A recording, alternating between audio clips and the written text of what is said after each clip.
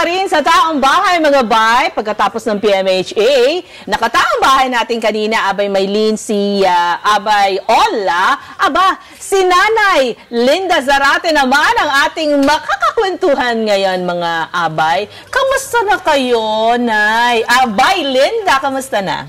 Mabuti naman. Mabuti. O, batiin niyo muna yung mga kataong bahay natin na nanonood ngayon. Magandang oras po sa inyong lahat.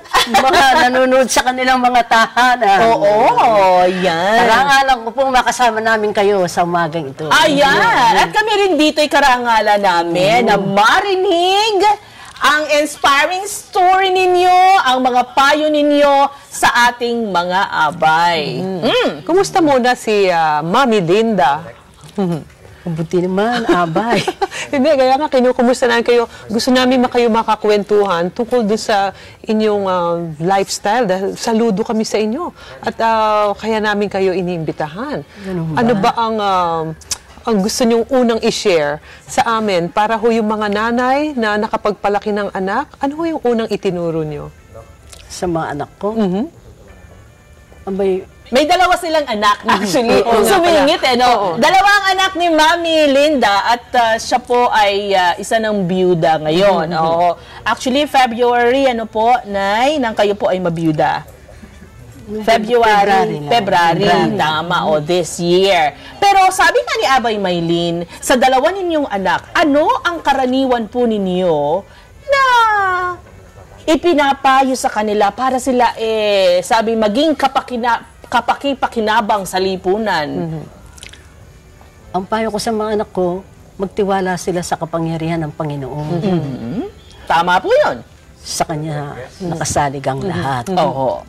Kung ano man ang nararanasan mong problema, ang Panginoon Diyos ang magiging kasagutan, tutulong siya. Kanina, I'm sorry kanina, naku-conscious ba kayo? Kasi kanina, nung narinig ko kayo nagkwento, full of life. At tinatanong ko, ano po ang pinagkakaabalahan nyo, Mami Linda? Kasi parang pang-finale yung tanong ko, I'm sorry Ano ang pinagkakaabalahan nyo po ba ngayon? Sa ngayon, meron akong ginagawang pangmasahe. Ay, mga ganyan. Nililibang niyo yung sarili niyo? Nililibang ko sarili ko. Magamit ang sabi ng manugang ko, magpahinga na ako kasi una, matanda na ako at sila naman nakatapos na. Dapat pa-relax na lang ako. Para bang pakiwari ko sa buhay ko, pag hindi ako gumawa, para bang wala na akong kwenta.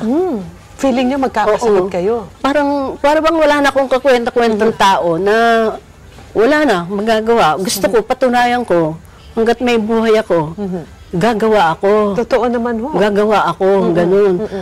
Kahit papano, hindi man ako kumita, yung ginagawa ko, nakakatulong sa kapwa. Ganun. Sino pong kasama niyo sa bahay? Sa ngayon, kung minsan, mayroong dumarating na katulong ko sa bahay, na tagalinis, ganun. Pero on your own na lang kayo ngayon? Oo. Minsan, yung paggabi, sinusundo ako ng anak ko. Ayaw nila akong matulog na nag-iisa.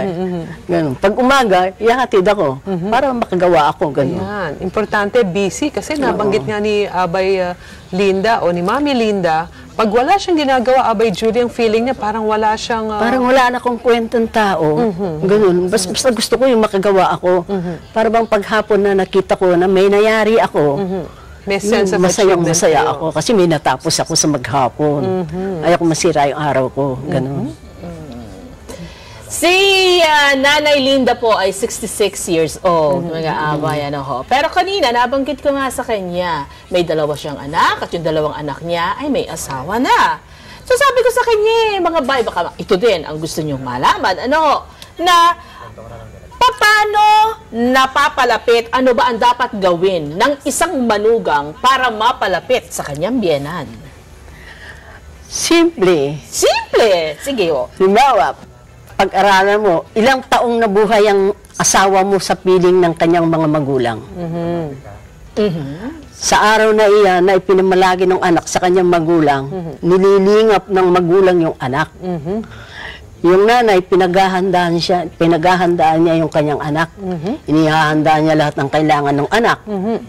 Kailangan, yung ginawa ng biyanan mo babae sa anak niya, Ganon din. Tapatan mo yun. Or higitan pa. Oo, higitan pa kung maaari. Kasi, hahanapin yun eh.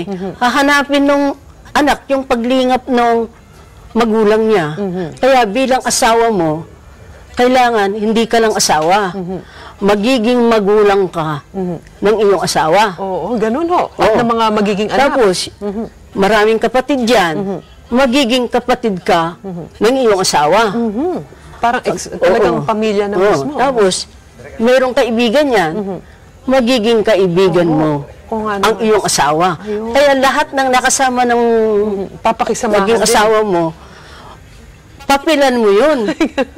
Maging kaibigan ka ng asawa mo, maging kapatid ka ng asawa mo, maging magulang ka pa ng asawa mo. Kung kaya mong higitan yun, gawin mo. Para hindi maghanap ang asawa mo.